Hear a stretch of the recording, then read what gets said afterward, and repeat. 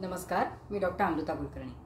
Weight लॉससाठी आपण बरेचसे वेगवेगळ्या टिप्स बघतो, आपण व्हिडिओज बघतो, मी डाएट प्लॅन सांगत असते। सगळ्यात महत्त्वाचं मी सांगते आणि नेहमी सांगते की वेट लॉस करायचा असेल आणि तो जर हेल्दी वेट लॉस करायचा असेल तर दिवसभरातले 3 मील्स म्हणजे नाश्ता, दुपारचं जेवण आणि रात्रीचं जेवण या वेळा किंवा हे पाळणं तुम्ही खूप गरजेचं आहे। आणि नाश्त्याचं महत्त्व काय आहे किंवा दुपारच्या जेवणाचं काय, रात्रीच्या जेवणाचं काय, या तिन्ही जे मील्स आहेत, सर्वात मोठे मील्स आपण म्हणू, तर त्याचं प्रत्येकाचं असं एक वेगळं महत्त्व ठरलेलं आहे आणि त्यांनी शरीराला होणारे फायदे हे अतिशय महत्त्वाचे आहेत आणि अर्थात हेच आपल्याला वजन कमी करण्यासाठी फार उपयोगी ठरतं। तर कसं पदार्थ घ्यायचे किंवा काय घ्यायचे हे आपल्याला कळलेलं असतं, पण नेमकं दिवसभराचं शेड्यूल कसं मॅनेज करायचं हे फार महत्त्वाचं आहे। दुपारचं जेवण हे का महत्त्वाचं आहे? आपण नेहमी म्हणतो की दिवसभरातले 3 मील्स महत्त्वाचे आहेत, पण दुपारचं जेवण लंच हा का महत्त्वाचा आहे?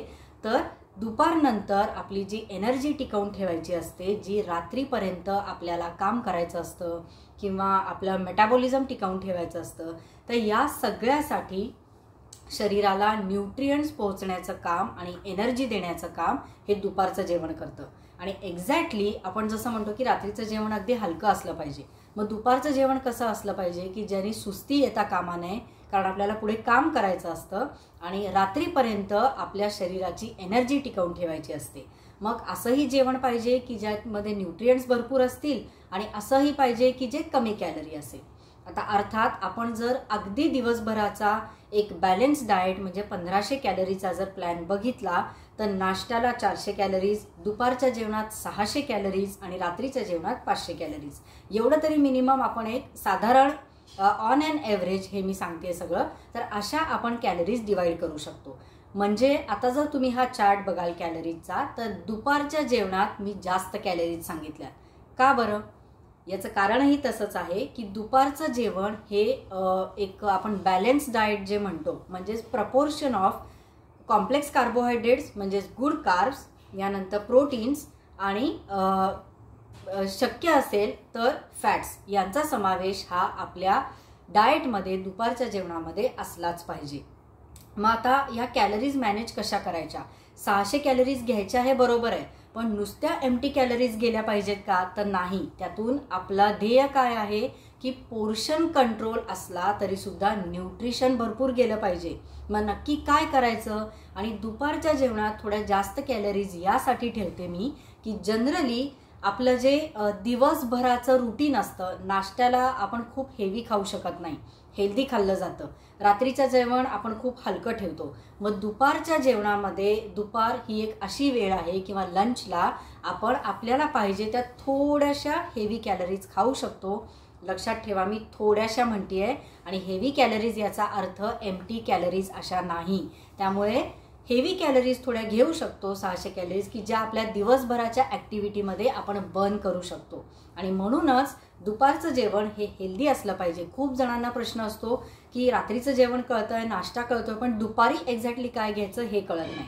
तर त्यासाठीच आजचा व्हिडिओ आहे आणि काही टिप्स सांगते की जे तुम्ही तुमच्या दुपारच्या जेवणात इन्क्लूड करू शकाल।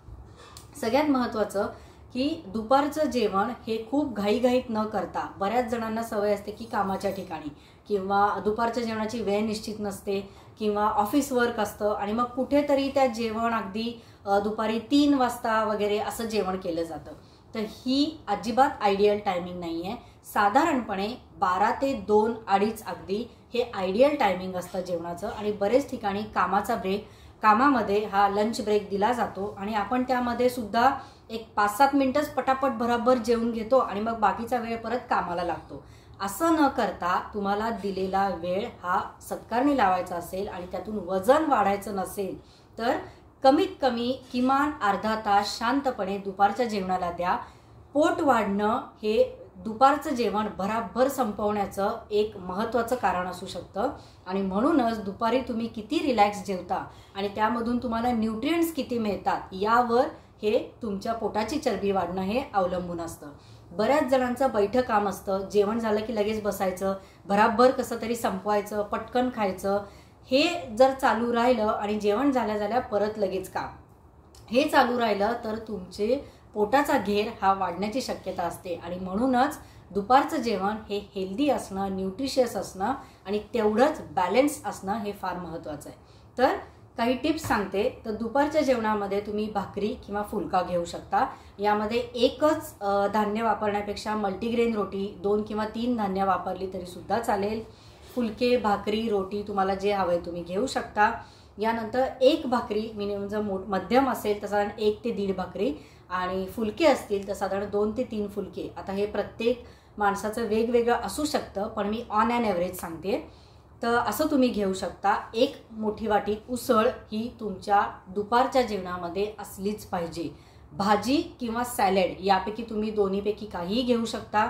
जर सॅलडमध्येच तुम्हाला काकडी किंवा गाजर, टोमॅटो, मुळा यासारख्या काही सॅलड पत्ता असेल यासारख्या काही गोष्टी इन्क्लूड करायच्या असतील तुम्ही करू शकता। दुधाचे पदार्थ जसं आता पनीर खायचं असेल, दही, ताक हे जनरली तुम्ही दुपारच्या जेवणात इन्क्लूड करणं अतिशय महत्त्वाचं आहे, कारण रात्री या गोष्टी पचल्या जात नाहीत व्यवस्थित आणि ब्रेकफास्टला आपण या गोष्टी घेऊ शकत नाही। म्हणून दुपारचं जेवण ही एकमेव अशी वेळ आहे की जेव्हा या सगळ्या गोष्टी तुम्ही बिंदासपणे घेऊ शकता आणि दिवसभराच्या तुमच्या रुटीनमध्ये त्या गोष्टी व्यवस्थित पचवल्या जातात। आणि म्हणूनच 1 वाटी दही किंवा 1 मोठा ग्लास भरून ताक, आता हे सगळं तुम्ही कामाच्या ठिकाणी सुद्धा घेऊन जाऊ शकता। प्रेफरेबली घरून डबा नेणं हे जास्त चांगलं। अगदीच ज्यांना शक्य नसेल, मेसमध्ये असेल किंवा बाहेरचं असेल तर शक्यतो पंजाबी भाज्या, तेलकट, मैद्याचे पदार्थ हे दुपारच्या जेवणात घेऊ नका। साधं जेवण असावं, पण त्यामध्ये एकतर डाळ किंवा उसळ। जनरली मी उसळ ही दुपारी घ्यायला सांगते, कारण स्प्राउट्स रात्री घेतले तर त्याचा त्रास होऊ शकतो, ते पचायला हेवी जातात आणि म्हणून प्रोटीनचा एक सोर्स म्हणून उसळी या दुपारच्या जेवणामध्ये घेतलेला जास्त चांगलं ठरतं आणि म्हणूनच हे सगळं घेऊ शकता। दही, ताक हे सगळं तुम्ही दुपारच्या जेवणामध्ये घेऊ शकता। पनीरची भाजी घेऊ शकता। कधीतरी जर तुम्हाला हवा असेल तर तुम्ही आठवड्यातून 2 वेळा राईस घेऊ शकता। फक्त इथे कंडिशन एकच असेल की इधर भाकरी, फुलका, रोटी किंवा राईस असं ठेवा, म्हणजे सगळे कार्ब्स एका वेळी जेवणात इन्क्लूड करू नका। आणि म्हणूनच जेव्हा जेव्हा कार्ब्स घेता, म्हणजे भात असेल, रोटी असेल, भाकरी असेल, त्यासोबत तुम्हाला फायबर्स भरपूर घ्यायचे आहेत।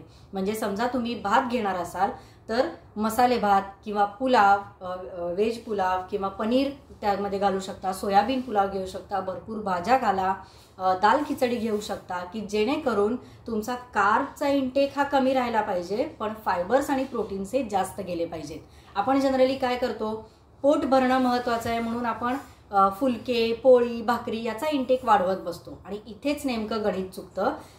कार्बोहायड्रेटचा इंटेक वाढवायचा नाही आहे, तर फुलके, भाकरी, रोटी आपल्याला तेवढीच ठेवायची आहे, पण एक मोठी वाटी भरून उसळ, मोठी वाटी भरून भाजी, मोठी वाटी सॅलड आणि मोठी वाटी दही असं जर तुम्ही केलं, त्या बाकीच्या गोष्टींचा इंटेक वाढवा की जेणेकरून तुम्हाला सुस्ती येणार नाही।